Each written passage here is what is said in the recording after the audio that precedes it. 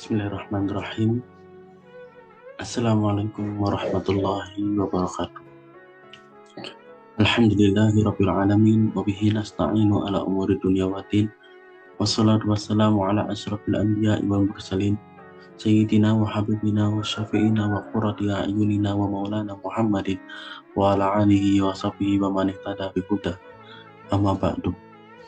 Teman-teman yang saya muliakan, Bapak Nafiul Akbar. Yang kedua, saya menjadikan puja dan puji syukur kehadirat Allah Subhanahu wa taala karena kehendak Allah saya diberi kesempatan mampu untuk menyelesaikan tugas ini. Yang ketiga, salawat dan salam kepada Nabi Muhammad SAW karena beliaulah yang membimbing kami hingga bisa menemukan jalan ini. Di sini saya Anantara Narendra akan menjelaskan tentang kaidah fikih dari 40 kaidah. Di antaranya yaitu al-muta'addi afdhalu minal qasir, yang artinya ibadah yang memiliki masalah lebih banyak, lebih penting daripada ibadah yang memiliki masalah lebih sedikit. Kaidah ini berkaitan dengan kaidah ini memiliki arti yang dimana jikalau kita bisa memilih banyaknya pahala, maksudnya jika kita bisa mendapatkan lebih banyak, kenapa kita memilih lebih sedikit? Artinya jikalau kita bisa memilih mendapatkan 2, kenapa kita memilih hanya untuk mendapatkan 1? Sementara untuk kaidah ini sendiri, ini berkaitan dengan hadis Rasulullah yang menyatakan seorang mukmin yang kuat itu lebih dicintai oleh Allah daripada mukmin yang lemah. Artinya jikalau kita bisa menjadi orang mukmin yang lebih kuat, kenapa kita harus menjadi mukmin yang lemah? Jikalau kita bisa menjadi pemain, kenapa kita harus menjadi penonton? Di dalam hadis tersebut, Rasulullah menyebutkan sama-sama mukmin, bukan orang kafir dan orang mukmin, tapi sama-sama mukmin. Orang yang mukmin yang lebih kuat dicintai oleh Allah daripada mukmin yang lemah. Sama-sama mukmin, dua-duanya ini sama-sama mukmin, tapi Allah lebih mencintai mukmin yang kuat. Artinya, jikalau kita menemukan 2 hal ibadah yang sama bersamaan, maka lebih utama kita lebih mementingkan ibadah yang lebih banyak manfaatnya ketimbang ibadah yang lainnya. Ada beberapa contoh yang bisa kita ambil dari kaidah ini. Contoh pertama yaitu mengenai ibadah sholat sunnah. Jikalau kita memiliki keistiqomahan membaca wirid sholat sunnah setelah pada maghrib, maka itu menjadi suatu hal yang baik. Tapi jikalau di saat itu bersamaan dengan adanya orang meminta tolong, maka lebih diutamakan kita menolong orang tersebut. Kenapa? Walaupun mungkin ada dalil mengatakan al istiqomah afdhalu min alfi karomah, atau istiqomah lebih utama daripada 1000 karomah. Tapi dalam hal ini kita harus berbeda. Walaupun menolong orang lain itu bukan istiqomah kita itu setelah pada maghrib baca wirid atau ibadah sunnah, tetapi kita harus mengingat dengan kaidah ini al-muta'addi afdhalu minal qasir. Menolong orang lain itu lebih banyak manfaatnya ketimbang kita ibadah sunnah. Walaupun ibadah sunnah itu menjadi bagian dari keistiqomahan kita. Kenapa? Mungkin ibadah sunnah itu kita mendapatkan 1 pahala. Ibadah sunnah kita lakukan adalah sholat pada maghrib. Kita mendapatkan 1 pahala yaitu ibadah sunnah pada maghrib. Tapi dengan menolong orang kita mendapatkan banyak pahala. Di antaranya yang pertama, pahala menolong orang itu sendiri. Yang kedua, menjalin silaturahmi. Yang ketiga, menghindari fitnah. Takutnya ketika kita tidak menolong itu akan menjadi fitnah untuk keluarga kita. Mungkin banyak orang-orang yang hatinya itu yang masih kotor, ketika mereka tidak ditolong itu dianggap sebagai hinaan. Yang keempat itu memperbaiki hubungan kita sesama tetangga. Bukankah Rasulullah pernah bilang tidak termasuk umatku mereka yang tidak menghormati tetangganya? Lah, ada 4 pahala yang didapatkan ketika kita menolong orang daripada kita istiqomah sholat pada maghrib itu tadi. Ada ulama yang mengatakan melakukan ibadah sunnah itu ibaratnya seperti buah, dan menolong orang atau melakukan ibadah yang lebih wajib itu seperti pohon. Ibaratnya seperti gini, ketika kita dikasih dua pilihan, mana yang lebih baik antara menuntut ilmu dengan sholat sunnah, maka kita lebih diutamakan untuk mengambil menuntut ilmu. Karena dengan menuntut ilmu, kita bisa saja memperbaiki sholat sunnah tadi yang salah. Karena kedua, dengan menuntut ilmu, kita bisa bermuajah dengan orang-orang soleh. Nah, di mana di kitab Jamil Shogir dikatakan, memandang wajahnya orang soleh itu meningkatkan ibadah. Ciri-ciri dari orang soleh yaitu ketika dipandang, kita terasa ingin ibadah. Berarti tanpa kita sadari itu menambah imunitas kita untuk lebih semangat dalam beribadah, menjadi booster kita untuk ibadah. Ketika manfaat dari menuntut ilmu adalah untuk membantu menyiarkan agama Islam. Banyak hal dari manfaat menuntut ilmu. Sementara jikalau kita lihat ibarat tadi, ibadah sunnah itu kan seperti mengambil satu buah pohon. Sementara menuntut ilmu itu mengambil pohon. Mana yang lebih baik, mengambil pohon yang bisa menghasilkan 1.000 buah atau membawa satu buah saja? Jelas jawaban kita adalah mengambil 1.000. Satu pohon yang bisa menghasilkan 1.000 buah. Seperti itu. Artinya dengan menuntut ilmu kita bisa melakukan banyak hal. Bahkan bisa membenarkan ibadah selain ibadah sunnah itu tadi. Seandainya kita melakukan ibadah sunnah saja tanpa menuntut ilmu, bisa jadi ibadah sunnah yang kita lakukan itu tadi adalah salah dan tidak sesuai dengan syariat. Ibarat contoh, kita habis mempelajari tentang ibadah qobliyah dan ibadah ba'diyah. Kemudian akhirnya kita tidak mengetahui ada kelanjutan dari hukum tersebut.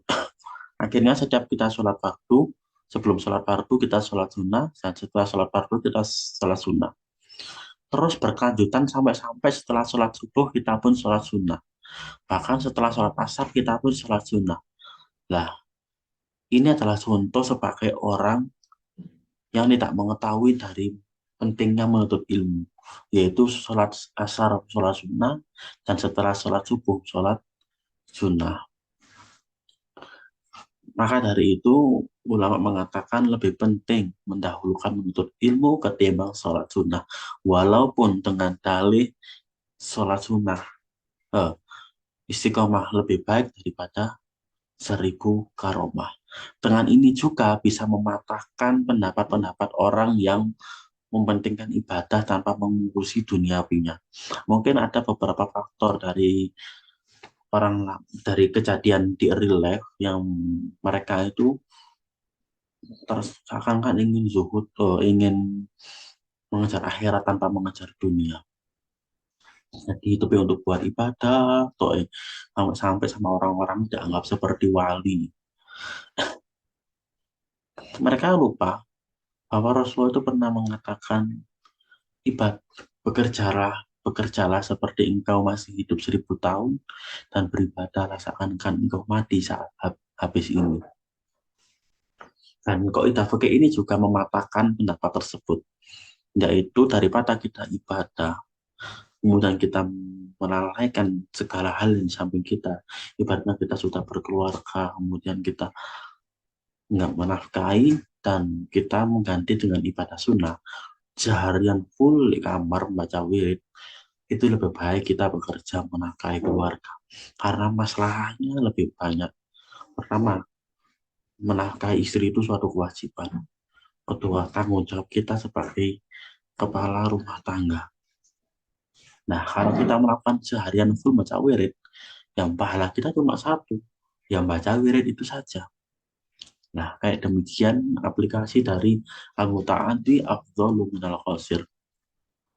Ada beberapa contoh yang lebih ringan, yaitu apabila kita terdapat pasangan yang soleh dari orang-orang agnia, dari orang-orang kaya, dari orang-orang berilmu, nasabnya bagus.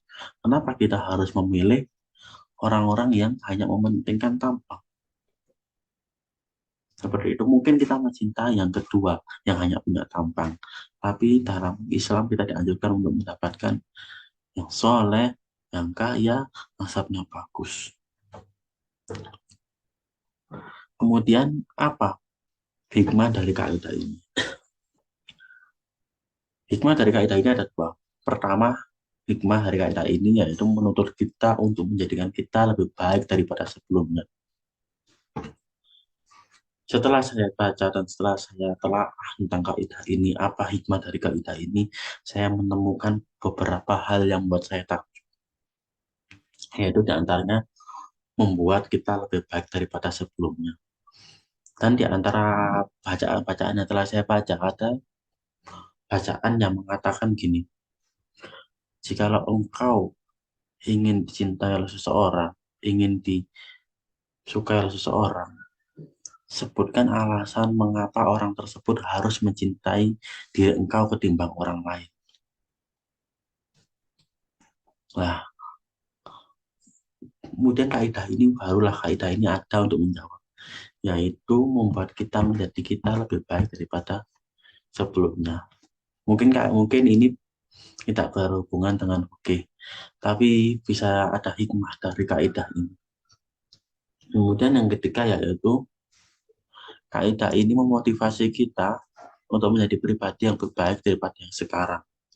Sebuah perjuangan yang tiada henti, yaitu kita terus mengupgrade diri agar kita menjadi sesuatu yang lebih baik. Karena kan kaidah ini sendiri dasarnya memiliki arti kalau bisa mendapatkan dua, kenapa harus mendapatkan cuma satu? Artinya, jikalau kita bisa menjadi orang yang lebih baik, kenapa kita tidak berubah menjadi orang yang lebih baik tersebut? Kemudian, yang terakhir yaitu mengenai tentang implementasi dari kejadian di dunia nyata.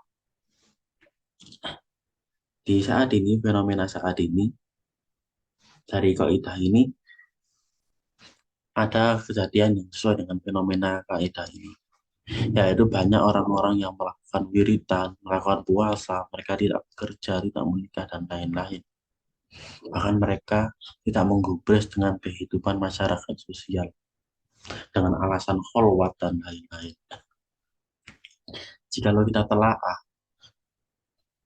telaah kemajuan yang dicapai oleh Muhammadiyah dalam berorganisasi, itu lebih maju di dalam urusan rumah sakit, sekolah, dan lain-lain. Ketika saya tanya dengan seseorang yang bermuhammadiyah, ternyata mereka mengesampingkan yang manfaatnya lebih banyak ketimbang untuk diri sendiri. Wirid itu manfaatnya untuk diri sendiri. Jikalau kita sebagai orang awam, mungkin kalau manfaatnya wali untuk berwiritan kan untuk melindungi banyak hal. Tapi kalau kita sebagai orang awam, wirid kan untuk diri kita sendiri maupun hanya keluarga. Tapi dalam wawancara saya dengan orang Muhammadiyah, mereka lebih mementingkan masalah dunianya dalam hal ini. Bukan mereka karena mereka itu ingin mengejar dunia, enggak. Tapi mereka ingin mengejar masalahnya lebih banyak. Kita lihat rumah sakit Muhammadiyah itu sangat banyak dan sangat lebih maju. Walaupun NU itu maju, tapi ada yang lebih maju lagi. Universitas mereka sangat-sangat maju. Bahkan sekolah-sekolah mereka maju. Mungkin introspeksi kita saat ini yaitu bagaimana kita bisa menjadikan masalah lebih banyak kepada orang lain dengan mementingkan dunia dengan niat ibadah. Kita bangun rumah sakit, bangun sekolah, dan lain-lain, mungkin itu dunia.